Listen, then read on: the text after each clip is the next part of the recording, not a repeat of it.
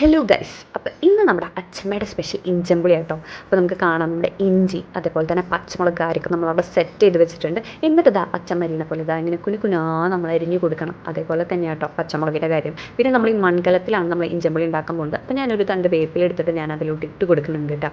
ഇങ്ങനെയൊക്കെ ഞാൻ പറയുമ്പോൾ വിചാരിക്കും ഞാനാണ് ഇതിൻ്റെ മെയിൻ എന്ന്. പക്ഷേ അല്ല, നമ്മുടെ PhD കുക്കിങ്ങിൽ PhD എടുത്ത അച്ഛമ്മയാട്ടോ ഇതിൻ്റെ മെയിൻ ഗഡി. അപ്പം അച്ഛമ്മ ഉണ്ടാക്കുന്ന കാര്യങ്ങൾ നിങ്ങൾ ശ്രദ്ധിച്ചാൽ മതി. ഞാൻ പറയുന്ന കാര്യത്തിലൊക്കെ എന്തെങ്കിലും ഒരു മിസ്റ്റേക്ക് വരും. ഇതാ നമ്മൾ പുളി വെള്ളത്തിലിട്ട് വെച്ചിട്ടുള്ള പുളി നമ്മൾ ഇതാ നല്ല പോലെ ഇങ്ങനെ പിഴിഞ്ഞെടുക്കുക കേട്ടോ. നല്ല പോലെ എന്ന് വെച്ചാൽ നല്ല പോലെ തന്നെ പിഴിഞ്ഞങ്ങോട്ട് എടുക്കുക. ഇങ്ങനെ പിഴിഞ്ഞുകൊണ്ടിരിക്കുന്നതാണ്. അതേപോലെ തന്നെ ആ കലത്തിലോട്ട് അത് ഫുള്ള് എല്ലാം വെള്ളം പിഴിഞ്ഞെടുക്കുന്നത് വരെ നമ്മൾ വെയിറ്റ് ചെയ്ത് ഇങ്ങനെ എന്നെപ്പോലെ നിൽക്കണം. പിന്നെ മുളക് പൊടി നമ്മളിങ്ങനെ സെറ്റ് ചെയ്തെടുക്കുന്നുണ്ട്. സെറ്റല്ല, ചൂടാക്കിയെടുക്കണം.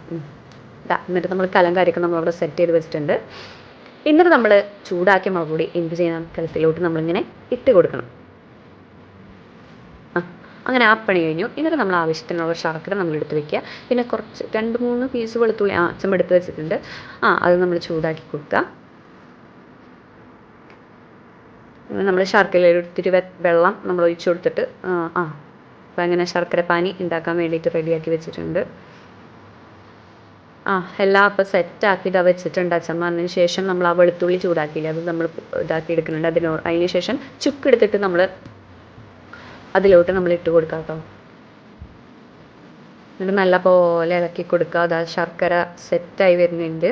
അതിനുശേഷം ഇത്തിരി മഞ്ഞൾപ്പൊടി നമ്മൾ ഇതായിട്ട് കൊടുക്കണം. നിങ്ങൾക്ക് ആവശ്യത്തിനനുസരിച്ച് ഇട്ട് കൊടുക്കാം കേട്ടോ. കറക്റ്റ് അളവ് കാര്യമൊന്നും ഞാൻ പറയുന്നില്ല. ശർക്കര പാനി റെഡിയായി.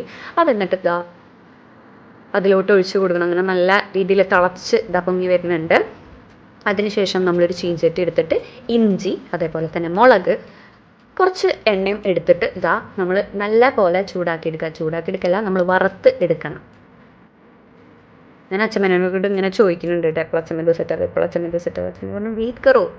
അങ്ങനെ സെറ്റായി. അതിന് ശേഷം നമ്മൾ അതെല്ലാം നമ്മൾ അതിലോട്ട് ഇട്ട് കൊടുക്കണം.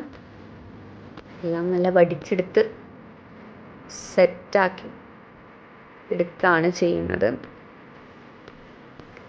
ഞാൻ ഈ സെറ്റാക്കൽ റിപ്പീറ്റായിട്ട് വരുന്നുണ്ടല്ലേ, സോറി ഗൈസ്, ക്ഷമിക്കാം. എന്താ ചെയ്യാം, ശൈലിയായി പോയി നമ്മുടെ. ഇനി വേപ്പിലൊക്കെ ഇട്ട് നല്ലപോലെ ചൂടാക്കി എടുക്കുക. അതിനുശേഷം ഈ സാധനം നമ്മൾ അങ്ങനെ തന്നെ ഇതിലോട്ട് നമ്മളങ്ങനെ ചെരിഞ്ഞു. എന്നിട്ട് അതിൽ നിന്ന് തന്നെ കുറച്ചെടുത്തിട്ട് ആ ചീഞ്ചട്ടിയിലോട്ട് അച്ഛമിട്ട് ഇളക്കി അതൊന്നും കൂടെ തിരിച്ചതിലോട്ട് ഒഴിക്കുന്നുണ്ട് കേട്ടോ. അതെല്ലാം അതിലോട്ട് ചേർന്നോട്ടെ എന്ന രീതിയിലാണ് അവരത് ചെയ്യണം. അങ്ങനെ മൊത്തത്തിൽ നമ്മുടെ ഇഞ്ചമ്പുളി ഏകദേശം സെറ്റായി വന്നെല്ലാം വടിച്ചെടുത്തത് അതിലോട്ട് ഇടുന്നു. അങ്ങനെ നമ്മുടെ ഇഞ്ചമ്പുളി എന്ന് പറയുന്ന പ്രോസസ്സ് ഇവിടെ തീർന്നിരിക്കുകയാണ്. അപ്പോൾ ഈ ഇഞ്ചമ്പുളി എന്ന് പറയുന്ന സാധനം എത്രത്തോളം ഇരിക്കും അത്രത്തോളം ടേസ്റ്റ് കൂടും. അപ്പോൾ അത് ഇരുന്ന് സെറ്റ് ആവട്ടെ. ക്ഷമയില്ലാണ്ടിരിക്കരുത്. നമ്മൾ ആദ്യം തന്നെ എടുത്ത് കഴിക്കുന്നതിനെക്കാട്ടും ടേസ്റ്റ് കൂടാതെ ഇരുന്നൊരു പരിവാകുമ്പോഴാണ്. പിന്നെ ഞാൻ ചെറിയ പാത്രത്തിലെടുത്ത് അങ്ങനെ നമ്മുടെ ഇഞ്ചമ്പുളി സെറ്റായി.